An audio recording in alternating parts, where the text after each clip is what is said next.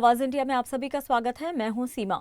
बीती रात महाराष्ट्र के नागपुर में हुई हिंसा को लेकर विपक्ष ने महायुति सरकार को घेर लिया है। आज बजट अधिवेशन शुरू होने से पहले ही विपक्ष ने सदन की सीढ़ियों पर हंगामा शुरू कर दिया।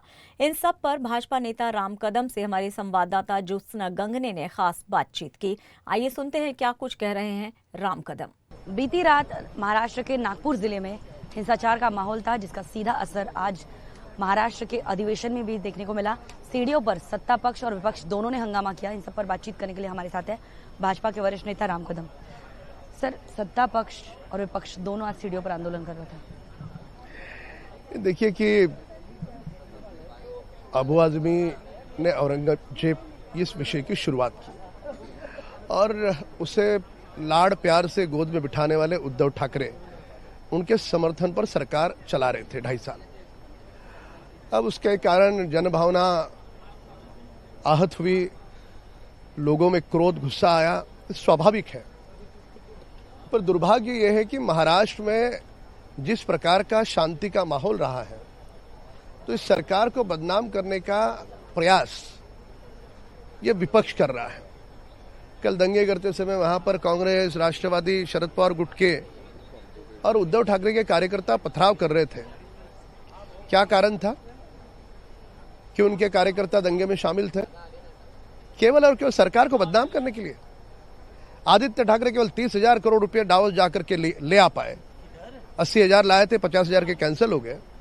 और उसी जगह पे कई गुना अधिक 15,72,000 करोड़ रुपए आदरणीय देवेंद्र जी लाते हैं। इनको दिखता है कि आज उंगली पर भी गिन नहीं सकते, इतने कम विधायक इनके पास बचे हैं। तो महाराष्ट्र को, इस सरकार को बदनाम कैसे किया जा सकता है? हिंसाचार का माहौल था, इसके लिए आप किससे जिम्मेदार ठहराते हैं? महाराष्ट्र का विपक्ष स्वाभाविक रूप से, अब तो सत्ता में हम क्यों करेंगे? महाराष्ट्र के विपक्ष ने यह सोच समझ करके किया, उनकी ये सोची समझी साजिश है। लेकिन सर, कई सारे संगठन जो है वो कायदे से बाहर जाके हम औरंगजेब की कब्र को कैसे उखाड़ के फेंक देंगे, किस तरह से उसका बाबरी कर देंगे, इस तरह के मतलब ललकारने वाले प्रक्षोभक वक्तव्य करते हैं। क्या ये सही लगता है आपको? देखिए, प्रक्षोभक वक्तव्य से, बयानबाजी से सभी दलों ने बचना चाहिए। लेकिन वो लगातार कर रहे, फिर भी नहीं, प्रक्षोभक बयानबाजी नहीं होनी चाहिए। पर जनभावना आहत हुई और महाराष्ट्र की सरकार और हमारे माननीय मुख्यमंत्री जी ने भी स्पष्ट कर दिया है कि जनभावनाओं का सम्मान जरूर होगा, कानून के दायरे में रहकर होगा।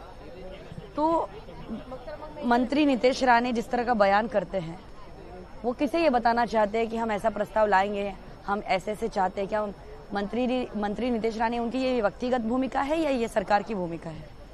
फिलहाल हो झटका हो औरंगजेब को? नहीं, उनका कोई मैंने गलत बयान सुना नहीं। जो भी है प्रखर हिंदुत्ववादी भूमिका वे रखते हैं, पर गलत बयानबाजी से सभी ने बचना चाहिए। विपक्ष ये पूछ रहा है कि अबू आजमी पर अगर कार्रवाई होती है, जिसका समर्थन कर रहा है विपक्ष, तो क्या मंत्री नीतीश राणे पर कार्रवाई करना सही नहीं होगा? उनका बयान तो बताए, कौन सा बयान गलत था? कौन हिंदुत्व की वो भूमिका रख रहे हैं? शायद विपक्ष को यह रास नहीं आ रहा। बयान बताया कि कौन सा बयान उनको अच्छा नहीं लगा, फिर उस पर चर्चा होगी। तो क्या कोरटकर पर, सोलापुरकर पर जब उन्होंने बयानबाजी की, वक्तव्य किया, तब इस तरह का सत्ता पक्ष ने आंदोलन नहीं किया?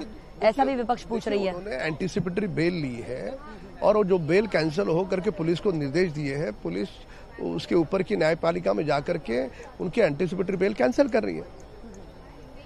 तो वहां पर सत्ता में रहने के बावजूद भी आप लोगों को आंदोलन करने की क्या जरूरत पड़ती है? वो भी बजट अधिवेशन में विधान भवन की सीढ़ियों पर। आंदोलन नहीं था, वो जनभावना रख रहे थे। आंदोलन नहीं था, वो जनभावना थी। तो सरकार की अब क्या भूमिका रहेगी? क्योंकि नागपुर में जो हिंसाचार हुआ है, क्या वो अभी शांत हो जाएगा, ऐसा लग रहा है आपको?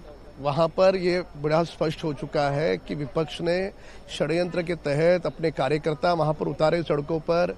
वहां उद्धव ठाकरे के कार्यकर्ता, शरद पवार गुट के कार्यकर्ता और कांग्रेस के कार्यकर्ता पथराव कर रहे थे। ये सभी लोगों ने देखा। और जिसमें बजरंग दल या जो भी हिंदू संगठन थे, विश्व हिंदू परिषद, इनका कोई हाथ, उनकी कोई भूमिका नहीं थी सिवाय भाषण करने के। पुलिस जांच कर रही है, जांच के पश्चात पूरा आएगा।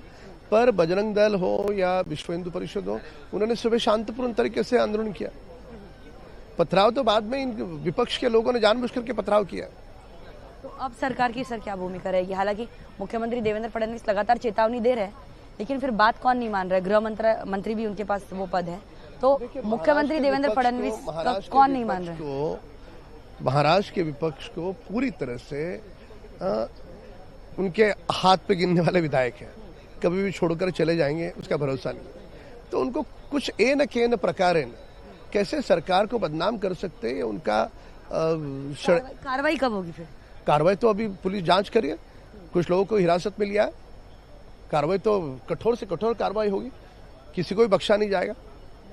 बातचीत करने के लिए हमारे साथ थे भाजपा के वरिष्ठ नेता राम कदम, जिनका साफ तौर पर कहना है कि कार्रवाई जो है वो सरकार कर रही है। हालांकि अभी तक सरकार की ये कार्रवाई जो है वो कोरटकर और सोलापुरकर, जिन्होंने डॉक्टर बाबा साहेब अम्बेडकर और छत्रपति संभाजी महाराज को लेकर बदनामी वाला वक्तव्य किया था, उन पर तो नहीं की, लेकिन अबू आजमी पर कार्रवाई की गई है। मंत्री नीतीश राणे का बयान जो है वो उनका खुद का व्यक्तिगत भूमिका है या सरकार की भूमिका है, इसको लेकर महायुति के कई नेता बचते हुए नजर आ रहे हैं। वीडियो जर्नलिस्ट तामरेश के साथ ज्योत्सना गंगने, आवाज इंडिया, मुंबई।